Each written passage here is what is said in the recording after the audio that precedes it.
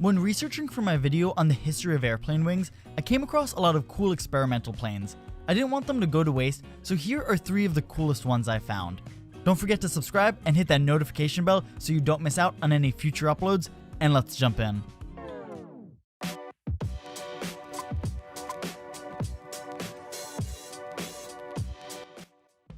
First up, the Rutan Voyager. The initial idea for the plane was first sketched out on the back of a napkin before being built in the Mojave Desert over the course of 5 years, mainly by a group of volunteers. The airframe, largely made of fiberglass, carbon fiber, and Kevlar, weighed 2,200 pounds before more than 7,000 pounds of fuel were loaded on board. That meant that at takeoff, more than 75% of the aircraft's weight was the insane amount of fuel that would be required to circumnavigate the globe. Voyager came equipped with 2 propellers, one in the front and one in the back, powered by 2 separate engines, although the rear propeller was only used during takeoff.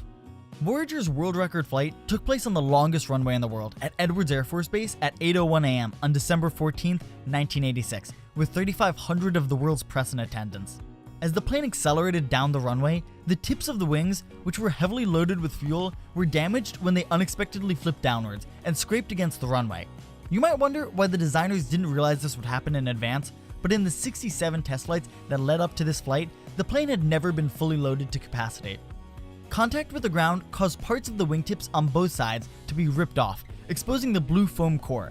But the pilots determined that the aircraft was still within its performance specifications despite the damage and decided to continue west. During the flight, the 2 pilots had to deal with extremely cramped quarters.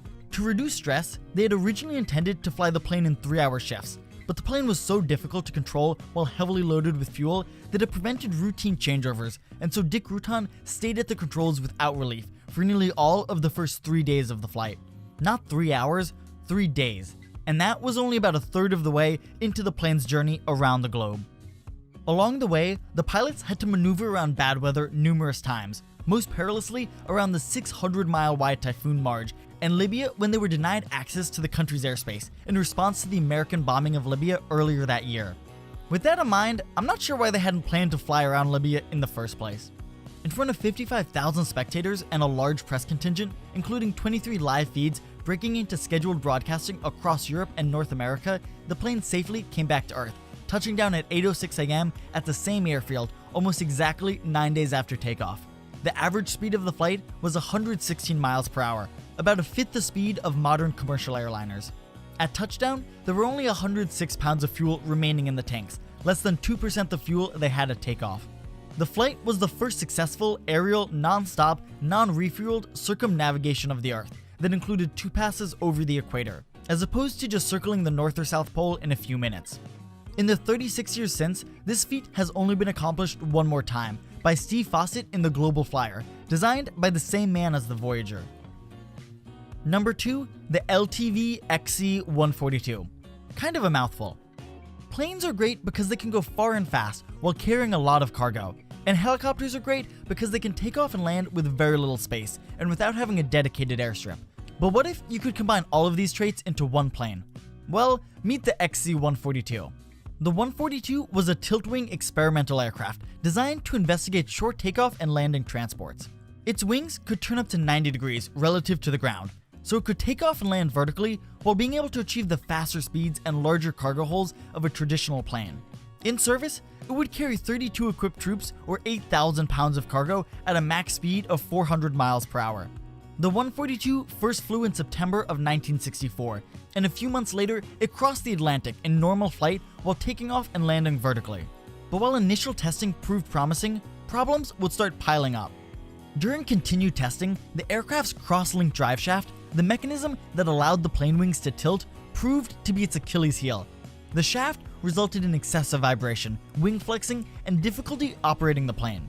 And one major problem found in the aircraft was an instability between wing angles of 35 and 80 degrees, usually encountered during takeoff and landing. And new propellers designed especially for the XC-142 proved to generate less thrust than expected. And as these problems piled up, the Air Force continually requested changes to the plane's design until the program was cancelled altogether. After that, the one surviving aircraft of the 5 originally built was handed over to NASA for testing, and now sits on display at the US Air Force's National Museum at Wright-Patterson Air Force Base near Dayton, Ohio. Although this wouldn't be the death of VTOL aircraft.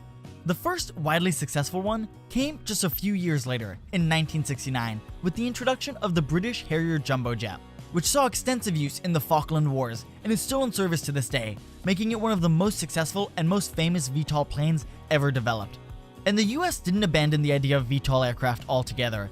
Both the V-22 Osprey, first introduced in 2007, and the new F-35B stealth fighter have VTOL capabilities. Lastly, the Grumman X-29. The Grumman X-29 was an American experimental aircraft that tested a forward-swept wing for NASA and the US Air Force from 1984 to 1991. It was part of a quest to build the ultimate fighter jet by taking advantage of its inherent instability that would allow it to outmaneuver any enemy fighter. The aerodynamic instability of the X-29's airframe required the use of computerized fly-by-wire, which made corrections to the flight path 40 times a second to control the plane. The engineers concluded that if all the flight computers failed, aerodynamic forces would have destroyed the plane before the pilot even had a chance to eject. Planes with forward-swept wings, which are angled in the opposite direction of conventional wings, are rare, but the X-29 wasn't the first to employ them. The German Junker bombers from the Second World War were the first successful prototypes with this design, and the man who designed them would later create the Hansa HBF 320, a small business jet with forward-swept wings that took to the skies in 1964.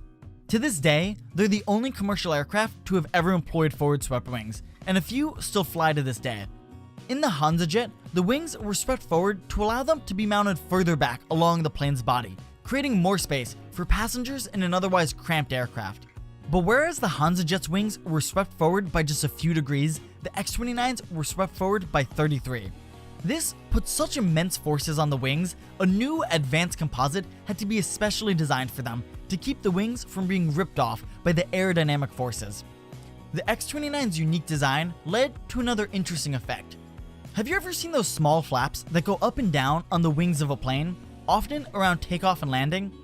Well, those are called ailerons, and they're a crucial component to controlling a plane. When a normal plane goes into a stall, a loss of lift that can lead to a crash, the ailerons are usually the first thing to stop working, because stalls tend to start at the wingtip and move inward due to the way the air flows over a wing. This loss of use of the ailerons leads to a loss of control in an already dangerous situation. But with forward-swept wings, like the ones on the X-29, airflow is forced in the opposite direction, moving inwards towards the fuselage. This causes stalls to start closer to the main body of the plane, leaving the ailerons functional for longer and giving pilots much needed control. While the plane was being developed, this maneuverability was believed to be essential for fighter superiority, because if your plane stalls before an enemy's, you can easily be shot out of the sky. The X-29s were flown in 422 research missions between 1984 and 1992, but in the end, as stealth became more important than maneuverability, the X-29 was resigned to history. And since then, forward-swept wings have also been made obsolete by thrust vectoring, or the ability to physically move an engine to control the direction of its thrust, ensuring maneuverability even in case of a stall. Well, I hope you liked learning a bit more about these unusual planes. If you liked the video, be sure to subscribe, and remember, there's always more to learn.